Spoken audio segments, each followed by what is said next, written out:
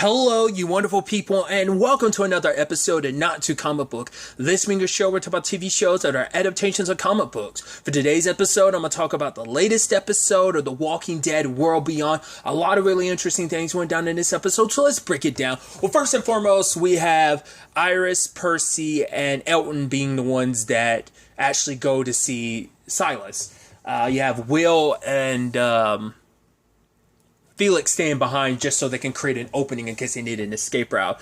And obviously they fill Silas in about everything. It's like, right, so the CRM, everyone we knew like is going because of them. Even he's like my uncle. Like he had a very, very complicated family situation, but still, it's kind of crazy to know, like, yeah, it's like, because even Elton's like, yeah, we left, but we never thought like we'd be like leaving home forever, and like that everyone we cared about and everyone we knew would be gone, when we left,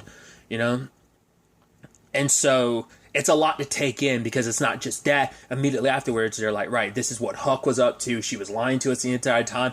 But also, like, if we want to get to Hope, if we want to get to my dad, we need you to help us, like, be part of our escape route. Which Silas wants to tell Dennis the truth, because he's like, right, he can't be like, he's not bad, but it's like, no, like, we don't know who we can trust, and it's like none of the CRM can be trusted. I mean, look at Huck. She was implanted for so long. She lied to you guys for so long, and it's like we've all lost people because of, like, obviously him in particular, like he lost his uncle to Huck. So it is this thing of like, because Silas has grown accustomed to the people here, and it's like he trusts Dennis, and like he doesn't want to screw over everyone that he's working here with, because the whole point of this thing is like to have each other's back. Like last episode was set up for him to like be a part of this. Dennis kind of put him in position to be a part of this, and now that he is, he doesn't want to like leave everyone behind and screw them over, because he sees it like not everyone connected to this CRM are bad people. Like some people are just trying to find their way. Some even think like being a part of it, they're like, yes, we're all about this.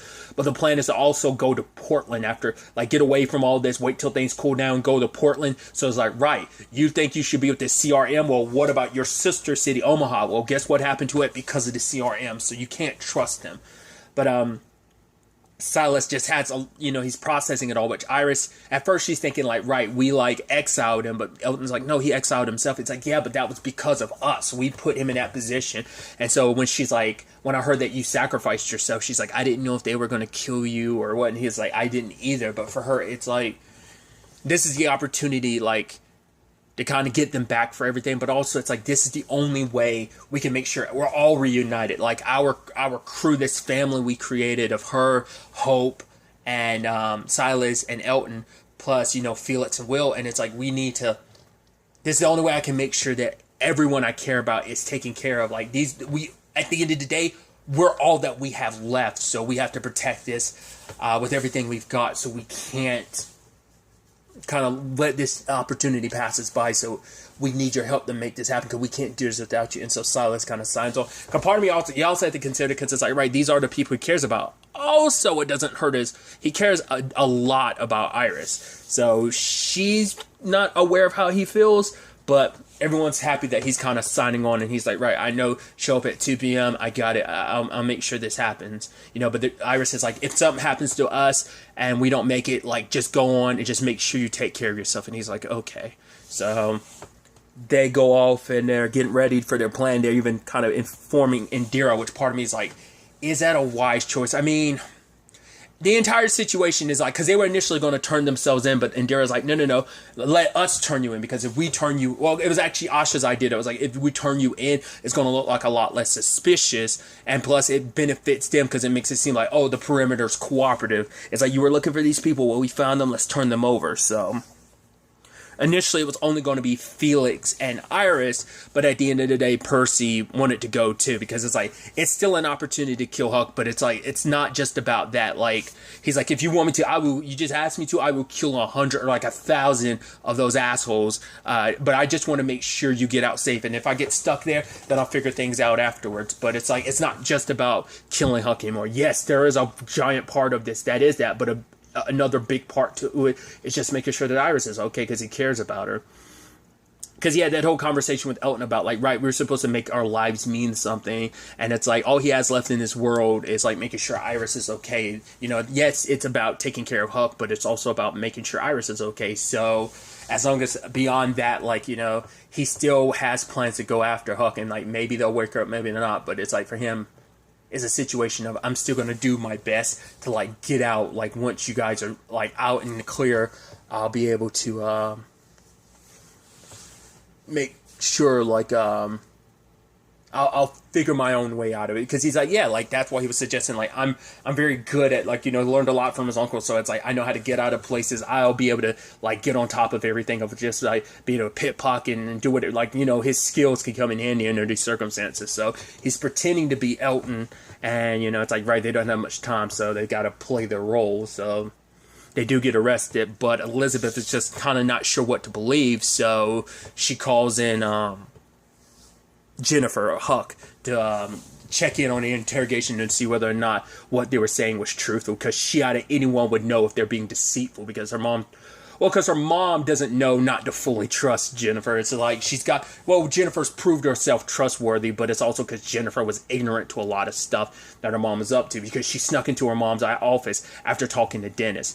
And we find out it's like, oh, they're not just in a relationship, they're married. And because Dennis talked about, right, he used to be able to, like, now he's not 100% sure on what's on her mind, because he used to be able to, but now it's like a situation of, like, it comes down to, like, oh, like the whole car situation, the vehicle situation last episode, episode 2 and episode 3, but, like, oh yeah, like, let me borrow this and not asking questions, just trust me. It's like, now it's just, our relationship is just acclimated to just trust me, you know, despite us still being married and everything. It's no longer just like, oh yeah, like, I know what's on your mind, so of course I'm going to support you. It's like, no, just trust me on it, you know? And there's also the conversation about there's going to be a civilian oversight for the military going forward.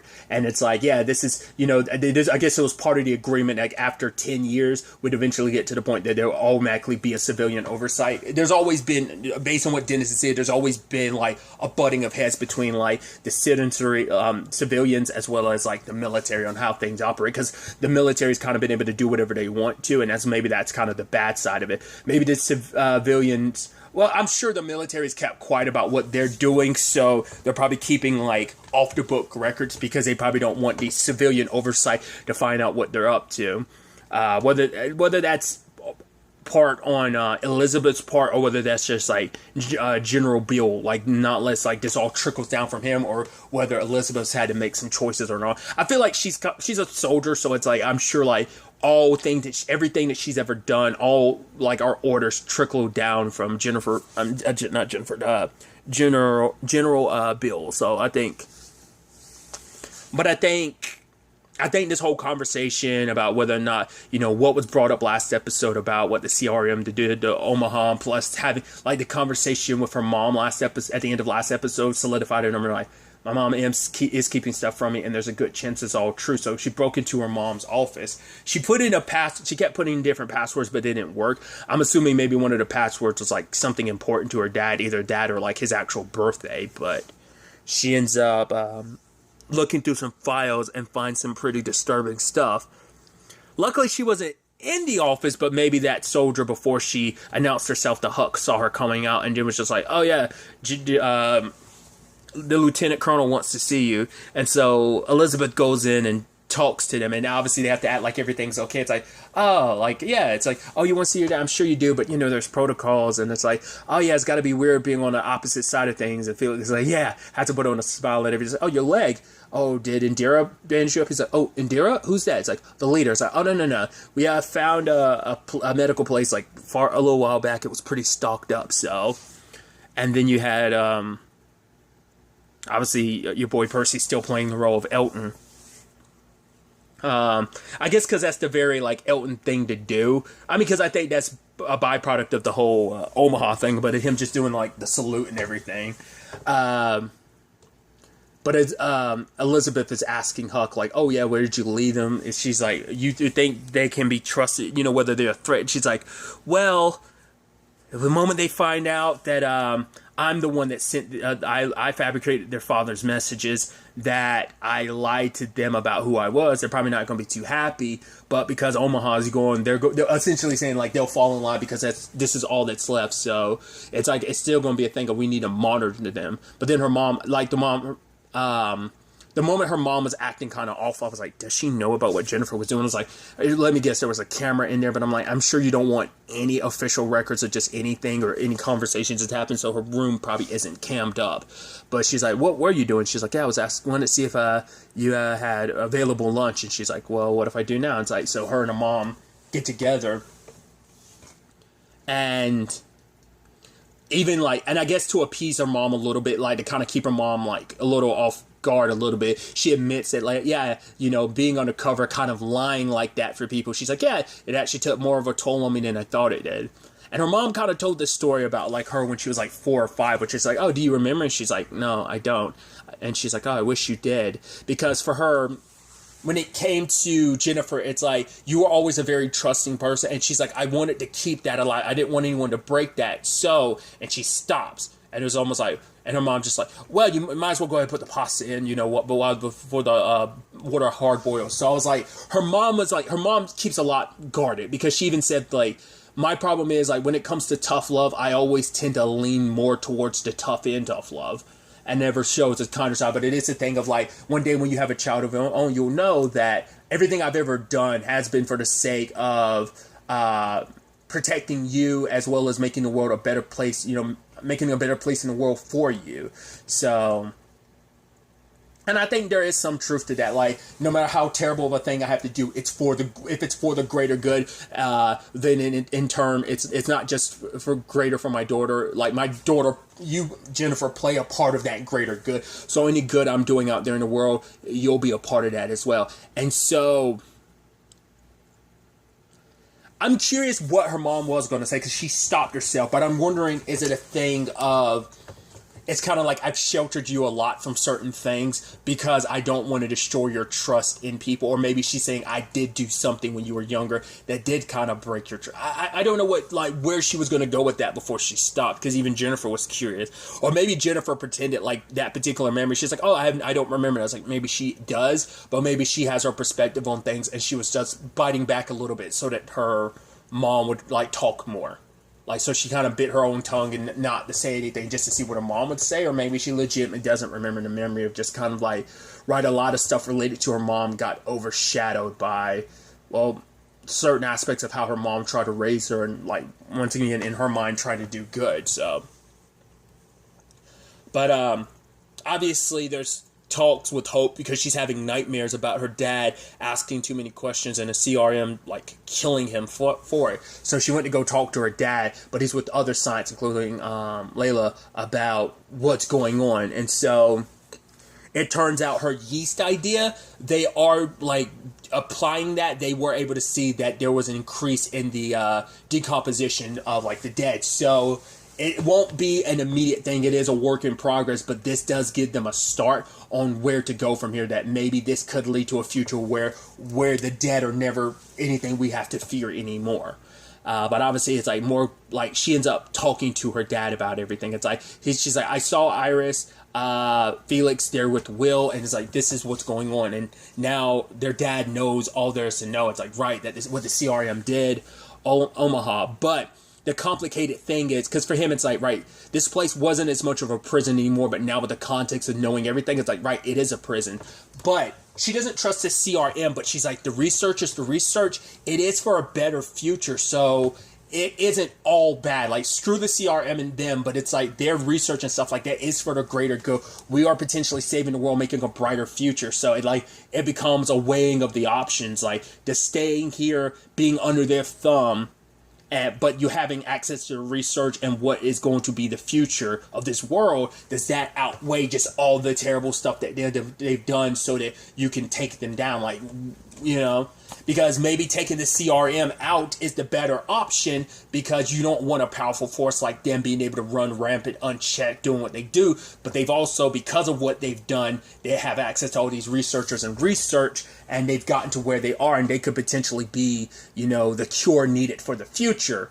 But but it's like you have to weigh your options in that, because you even had the conversation back in the perimeter where Asha finally opens up to Elton, because he believes like everyone has to have their own choices, because that's a conversation about Hope and Iris's dad have about choice, because they thought they've had choices, but from the very beginning all their choices have all been taken from them. So Elton's like, right, the reason why Percy wanted to go is because that was his choice, and I have to respect it. And me to staying with Will was a choice of my own as well. But Asha opens up about her mom being sick, the one that's actually sick and not her, and she talks about, right, like there are plenty of people like that don't like the way her mom's leading the place, and if they find out my mom has a secret deal with the CRM, then that's going to change everything, and it's going to lead to like her mom is the reason why things have continued to work this way. She's been able to keep the peace. Not everyone else is going to like handle the political landscape dealing with the CRM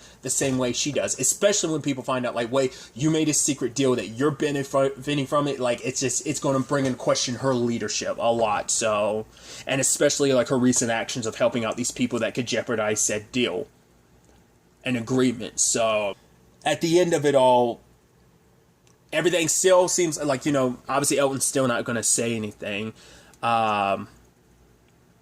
because for her it's like everything will be fine as long as she continues getting her meds, well, the treatments from the CRM. But it's like if they take her on the CRM, what does that mean for like Indira, for Asha's mom Indira, like So I think stuff like that has to be considered. But when it comes down to like doing what they're doing, Leo is kind of reluctant about it, because it's like if the CRM finds us, they will kill you all. But it's like, right, they need you guys for the future of the research, so we can leverage that to make sure we're safe. But also the CRM is the way they are. Like, I think this is something they underestimate. Leo and Hope are one thing. They will probably kill Leo now that they have Hope. It's like, if you're not going to bend to our will and work with us, if you're going to be an issue, then you're more trouble than you're worth. So they might, just to prove a point, could kill Leo, just because for them it's like maybe they find out, oh, we have Iris and Hope, so you together equals one Leo. Like, Hope has already proven herself pretty worthy on her own right. So it might be a thing of, or at the very least, they might threaten to kill Iris, because like, oh, we don't need Iris. So it might be a thing of, well, who do you choose? You want to get one, your dad or Iris? So, but now it's like, what do we do? Because obviously going to Portland is going to be a heavy trek, but it's like, we made it here, as even Elizabeth was saying, like, oh, you guys made it 1,000 miles only to get caught by the perimeter. It's like, yeah, blah, blah, blah. Like, yeah, to kind of swiftly move away from that subject. But it's like, despite how far away it is, we can still make it. We made it this far, we can make it to Portland. So they have to see whether things kind of work out on that front. But the moment Leo's like, right, I got to talk to Lila, she's the one person here we can trust. I was like, please don't, because that's going to make this whole situation explode. Luckily, before he gets to her, Huck pops up and she's like, we got to talk. And so we find out more about like what she discovers. She's like, I don't know how it fits into all of this, but it turns out the Omaha situation. Now, this is where I'm confused on what she was saying, whether she was saying like they brought the dead there, because that whole thing was part of an experiment, I guess, to see like, because the dead did ravage Omaha, but they were subjects like, I don't know what she was implying, like some of the people there were taken as empty/walkers to be experimenting on, or it's just like the walkers they brought there were walkers of their own that they've been experimenting on, and they kill people just to further their test subjects and stuff like that. So it's like, who's behind all this? And I personally think, and I think we've kind of seen it, it's like Lila's behind a lot of these experiments. So, but it's like, right, she's like, Leo, I need your help uncovering the truth about all of this. While this was all going down, luckily, Silas was able to convince Dennis to let him borrow the truck. And it's like, oh, you know how to drive? And he's like, yeah, my uncle taught me. Like, oh. And so he's able to go, but part of me, every time he kept stopping, I'm like, is he going to like backtrack and tell Dennis? But based on those conversations, I feel like if he had told Dennis, it would have been shut down immediately. But it seems like Dennis never knew. So I feel like they could have cut around it for like to keep you on edge and not let you know the truth. But it's like, I don't think he told Dennis the truth. But he shows up there, but after waiting a little while, CRM soldiers come out. So you're like, whoa, whoa, whoa, whoa, whoa, whoa. Who told? Because I was like, would it be Indira? Did she say anything? But I don't know if she would say anything. Not unless it ends up being... Because people that were in that room, I would assume the people that would be in that room, it was either Asha or her brother. Now, her brother might have done it because it might have been a thing of like, right, if the CRM goes down, mom's treatments will stop. So it could be for that sake. Because I'm like, why else would they show up like that? Like if someone tipped him off, but who could have? Not unless Elizabeth is already accounted for her daughter's betrayal. Like, once again, maybe she does have secret cameras in there, so she knew what was what, and she was